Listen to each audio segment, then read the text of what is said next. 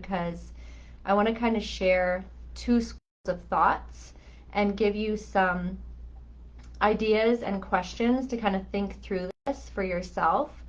And there's something I learned, or not learned, but I came across this value in my spiritual direction residency this last weekend. And the value is basically when we're doing spiritual direction for someone, the expert on a person's spiritual life, on their relationship with God, it's always going to be the person.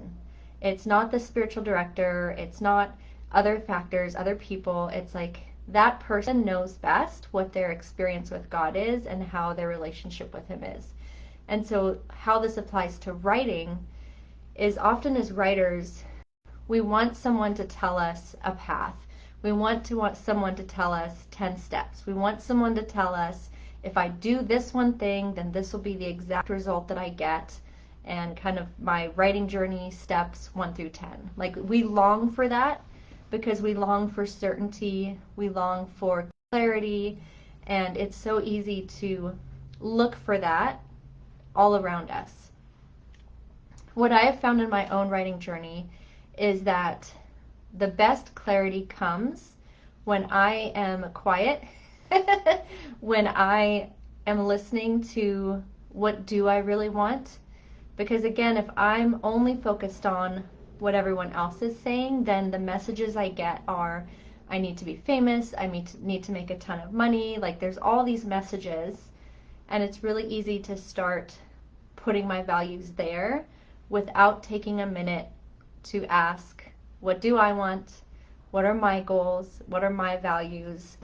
And so, Nicole, the first thing I want to say is that I love that you are wrestling with this, and I love that you're unpacking your journey of how you began with history, wanting it to be whimsical and fun, and then how you noticed it wasn't getting as much traction, so you changed, but now you're kind of back to feeling this longing for the fun and whimsical part of the history writing. So that is all very valuable to pay attention to and look at. So let me share with you kind of two schools of thought, and I'm going to do a little illustration for one of them. So when I was at a mastermind with Mike Kim, who is a copywriter, entrepreneur, he talked about, so this Mike Kim's school of thought is similar to Jeff Goins' school of thought, where it is like pick a focus, be known for something. So in his school of thought, and he actually drew this illustration, it is, here's you, and the fastest way to grow your business or get traction is to pick one focus.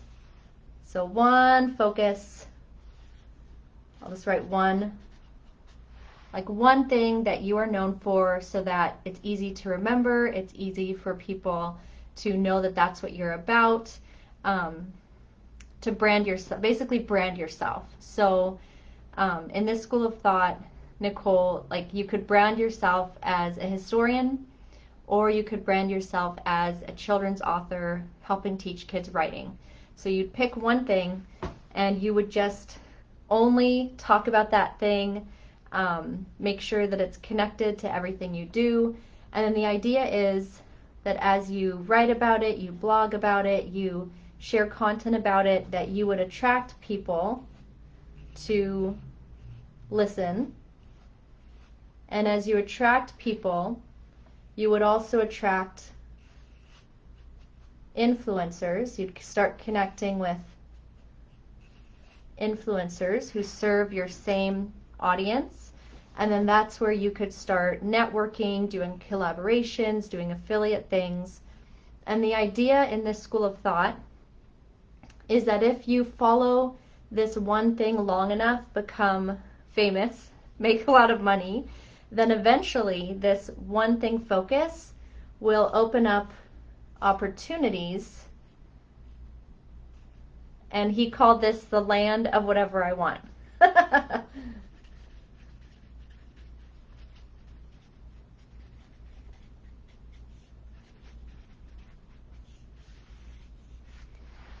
So the idea in the school of thought, let me hold this a little closer, is that you pick a focus, you brand yourself, you make it all about this, you make sure this one idea is working, this one audience, this one business, this one income stream. And then once that's successful, then once you get to this land of whatever I want, that's when you could bring in other passions, a second business or a separate product or income stream. So this is one school of thought. And I can share with you my own journey after, but I wanted to give you this context because it's such a good question, Nicole. Like, it's something not everyone's thinking about, but it's really important to think about. So again, this is the school of thought. Pick a focus, stay with it until you get to the land of whatever you want. The other school of thought, and this I learned from Melissa Cicera. She is a script writer for Hollywood. She has a lot of films being produced, which is so fun. And she would be the opposite school of thought. And she did not draw a graphic for this.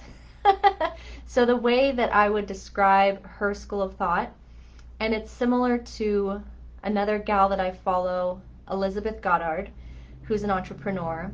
But basically, it would almost be, okay, like here's you, and you are not a one-dimensional person. You have all these different interests and passions. And so what Melissa would suggest, she had this exercise called the swirl exercise, is she would have you think about and brain dump and do a lot of writing around what are your like top 2 to 3 things that you're passionate about, you want to be known about. So for Melissa, this was storytelling, script, like screenplay writing, and coffee. Like she loved those things. So throughout her brand and business, whether it was an email she wrote, a course she created, she would talk about her screenwriting, she would talk about storytelling, and she would sprinkle in all of these coffee sign-offs, like sipping here on my latte, Melissa. Those were all part of her brand that became identifiable. So Nicole, for example, for you, it could be storytelling, history, and then maybe the third one is like almost a value, like whimsy or comedy, that kind of thing. So Melissa's world, and I should do it over here, so it's like Mike's world, Melissa's world. She would actually call this like a swirl. So they're all going to kind of swirl together. You don't have to pick one. Your website could literally have, or even your blogs could have, kind of be under those different categories of history, storytelling, whimsy. And so it's more of a swirl that you just do the things that you love, and then you become known for those things that you love. So there's 2 schools of thought. Pick something, niche down, focus on one thing until it succeeds, and then do whatever you want. You're not made to be one-dimensional. You have a lot of loves and passions, so embrace them all and weave them into what you're doing on an ongoing basis. The interesting thing with these 2 schools of thought is that both can be very successful. Both can work. Now,